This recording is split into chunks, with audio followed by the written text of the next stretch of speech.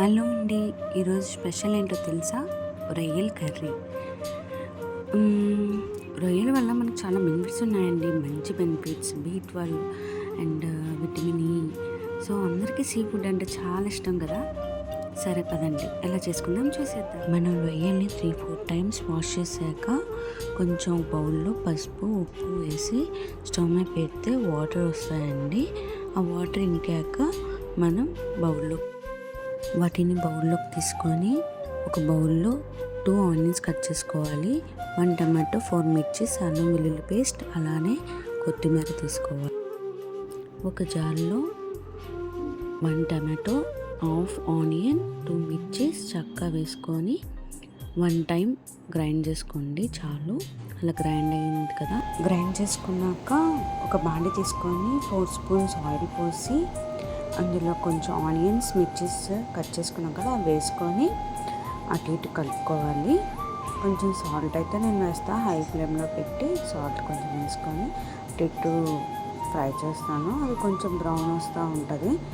ఆ బ్రౌన్ వచ్చినప్పుడు కొంచెం మనం అల్లం పేస్ట్ తీసుకున్నాం కదా, ఆ అల్లం పేస్ట్ వేసుకొని అటు ఇటు కలిపితే బ్రౌనిష్గా వస్తుంది. అలా వేగాక అప్పుడు మనం తీసుకున్న ఆ గ్రైండ్ చేసుకున్న పేస్ట్ని వేసుకొని అలానే టమాటోస్ వేసుకొని కలుపుకోవాలి.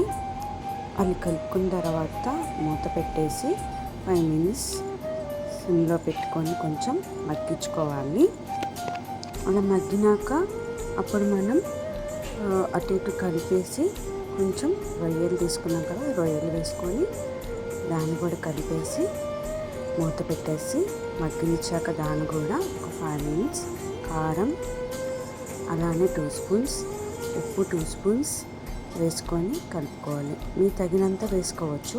సాల్ట్ అయితే కొంచెం వాటర్ పోసుకోవాలి, అది టీ కప్ చాలు.